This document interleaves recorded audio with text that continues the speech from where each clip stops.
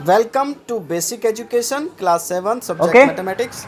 चलते हैं बेटा क्लास 7 पीरियड 4।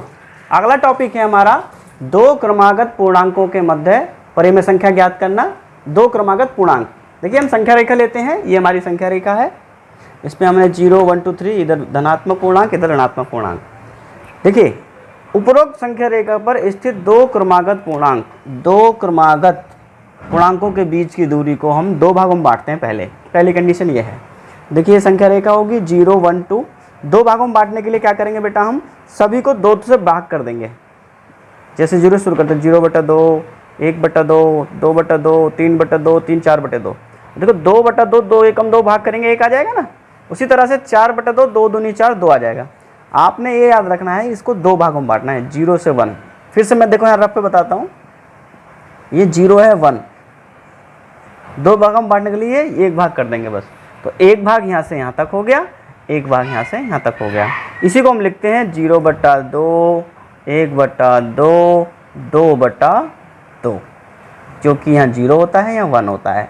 ये ऊपर वाली फिगर समझ में आ गई होगी। आगे चलते हैं। यहाँ से क्या स्पष्ट हो रहा है कि 0 और 1 ये दो क्रमागत हैं, ये दोनों क्रमागत हैं, ये दोनों क्रमागत हैं। तो क्या स्पष्ट हो रहा है कि दो क्रमागत पूर्णांकों के मध्य एक परिमेय संख्या है। जैसे 0 और 1 के बीच में 1/2। देखो 0 और 1 के बीच में क्या है, ये 1/2। 1 और 2 के बीच में 3/2। ठीक। 0 और -1 के बीच में, 0 -1 के बीच में -1/2। यानी उसको दो भाग हमने किए तो एक परिमेय संख्या आ गई। अब तीन भागों में बांटे जरा इसे। तो आइए 0 ये 1, तीन भाग करने के लिए हम दो बार बॉक्स बनाएंगे। देखिए एक भाग ये, एक भाग ये, एक भाग ये। तो जितने भाग हुए हैं उनको तीन भागों में बांटने के लिए 3 से भाग कर देंगे। 0/3, 1/3, 2/3, यानी 0.3, 1/3, 2/3, 3/3। 3/3 यानी 3 में 3 का भाग करेंगे 1 आता है ना। उसी तरीके से 4/3, 5/3, 6/3। 6 को 3 से भाग करो, 3 दूना 6, 2 आ गया ना। तो ये तो हमारी होगी नंबर लाइन के काउंटिंग 1 2 3 पूर्णांक। अब उनके बीच में आ गई है परिमेय संख्याएं। तो आप ध्यान से देखो 0 और 1, 0 1 के बीच में एक तो संख्या ये है और एक संख्या ये है। यानी तीन भागों में बांटने के लिए बाद हम दो पूर्णांक देख रहे हैं, दो परिमेय संख्या देख रहे हैं जो उनके बीच हैं। स्पष्ट हो रहा है कि दो क्रमागत पूर्णांक 0 और 1 के बीच दो परिमेय संख्याएं 1/3 एंड 2/3 हैं। ये रही। इससे क्या स्पष्ट होता है, अब इसे यदि हम चार भागों में बांटेंगे तो 4 करते रहेंगे अपॉन 4, 5 भागों में बांटेंगे तो अपॉन 5 कर देंगे। तो एक एक जितनी भी हम भागों में बांटेंगे उससे एक कम परिमेय संख्या उसके अंदर होंगी। तो इस तरह से हम कितने भागों में भाग कर सकते हैं, तो उसको क्या कहेंगे कि दो क्रमागत, ये याद रखना बहुत इंपॉर्टेंट है, दो क्रमागत पूर्णांकों के मध्य अनंत परिमेय संख्याएं हो सकती हैं। ठीक है, ठीक है बेटा। हैं अगली देखिए आगे क्या है कि एक इम्पोर्टेंट पॉइंट पूछा है कि -3 व +3 के बीच सभी पूर्णांकों को लिखिए। ये कई बार आ जाता है और इसमें एक क्वेश्चन और बनता है कि -3 व 3 के बीच की दूरी क्या होगी। तो पहले एक एक करके हल करते हैं। -3 और +3 देखो ये है, तो इनके बीच सभी पूर्णांक कौन कौन से हैं जरा बताइए। -2, -1, 0, 1, 2। तो ये 5 पूर्णांक इसके बीच में हैं। अच्छा, अब पूछता है कि इनके बीच की दूरी। तो -3 और +3 के बीच की दूरी का मतलब बेटा दूरी कभी माइनस में नहीं होती है। ठीक है, तो 3 और 3 यहाँ से यहाँ तक की जो दूरी होगी वो 6 यूनिट होगी। ठीक है, 6 यूनिट। अगला पॉइंट है, इस तरीके से क्वेश्चन कर लेना।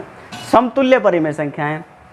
समतुल्य परिमेय संख्याएं बहुत आसान है। जैसे एक परिमेय संख्या आप 2/3 ले लीजिए, इसके समतुल्य बनानी है। आपने क्या करना है, 2/3 में किसी भी एक नंबर से मल्टीप्लाई कर दीजिए। मान लीजिए आप 2 से मल्टीप्लाई कर दीजिए तो 2 दूनी 4/6, एक संख्या ये हो गई।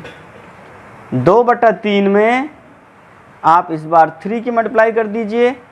ध्यान रहे आपको अंश और हर यानी न्यूमरेटर एंड डिनोमिनेटर दोनों में मल्टीप्लाई करनी है। तो यहाँ हो गया 2 3 6, 3 3 9।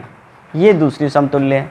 It's mean that the equivalent fraction of 2/3 equals to 4/6। ये इक्वल होंगे सब 6/9। इसी तरह से और मल्टीप्लाई करके देखिए। मान लीजिए आप 4 की मल्टीप्लाई कर रहे हैं तो 4 2 जा 8, 4 3 जा 12, ये क्या होगी इक्विवेलेंट। अब आपसे क्वेश्चन पूछता है कि 1 के इक्विवेलेंट बताइए, तो 1 के इक्विवेलेंट क्या होगा बोलो। 1 के इक्विवेलेंट परिमेय नंबर होगा, रेशनल नंबर होगा 1/1, 2/2, 3/3। किसी से भी पूछे, मान लीजिए आपसे 3 के लिए पूछता है कि 3 के इक्विवेलेंट रेशनल नंबर बताइए, तो 3/1, 3 के लिए और क्या होगी, मल्टीप्लाई करिए, 3 2 6/2, 3 की मल्टीप्लाई करिए 9/3। आपने कुछ नहीं करना है, यहाँ 1 की मल्टीप्लाई करी, यहाँ 2 की मल्टीप्लाई करी, यहाँ 3 की मल्टीप्लाई करी। इस तरीके से आप समतुल्य परिमेय संख्याएं ज्ञात कर सकते हैं, उसमें आप देख लेंगे। आगे चलते हैं, ये इंपॉर्टेंट है आपका, बहुत बहुत इंपॉर्टेंट है। रिप्रेजेंट रेशनल नंबर और नंबर लाइन, संख्या रेखा को परिमेय संख्याओं पर निरूपण कीजिए। बहुत ध्यान से समझ लीजिए, ये बहुत इंपॉर्टेंट है, ठीक है। मेथड क्या है, विधि ध्यान से सुनना। सबसे पहले यह देखते हैं कि परिमेय संख्या किन किन पूर्णांकों के मध्य में है। इसके लिए क्या करेंगे, ध्यान से सुनना। इस पहले का पहला पॉइंट, अगला पॉइंट बाद में बताएंगे। यदि अंश छोटा है हर से, यानी numerator is less than denominator, तो परिमेय संख्या 0 व 1 के बीच होगी। ऑलवेज 0 1 के बीच होगी। इसका देखो एक एग्जांपल ले लेते हैं, 3/5। तो 3 इसमें न्यूमरेटर अंश कितना है 3, और 5 इसमें डिनोमिनेटर है यानी हर। ठीक, यहाँ से क्या पता लग रहा है कि अंश जो है 3 छोटा है हर यानी 5 से। जाहिर सी बात है, गिनती आपको आती है। इसका मतलब यह है कि ये 0 और 1 के बीच होगा।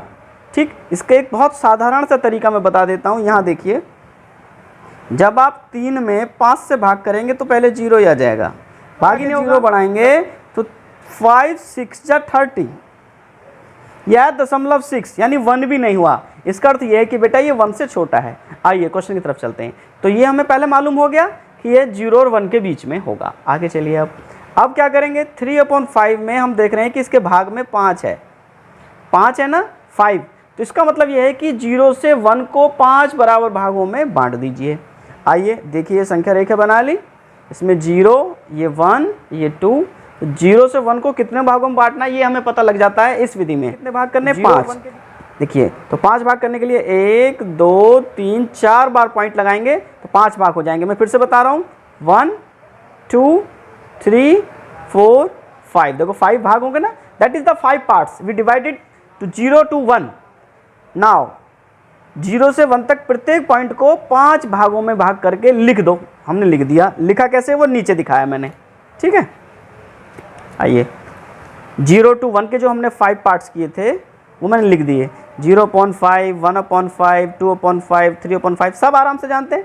5/5 देखिए इक्विवेलेंट फ्रैक्शन नहीं है, 5/5 कितना होगा, 1 होगा ना, तो देखिए ये 1 ही है। ठीक, अच्छा हमें क्या बताना था बेटा, 3/5, ये तो 3/5 आपको साफ नज़र आ रहा होगा, ये 3/5 है, यही आपका आंसर है।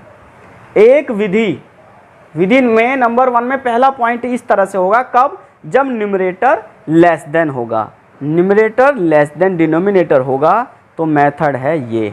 ठीक है, अगली वीडियो में बताएंगे हम कि जब डिनोमिनेटर न्यूमरेटर से क्या होगा, छोटा होगा। ठीक है, चलिए, Thank you for watching. Please like, share and subscribe.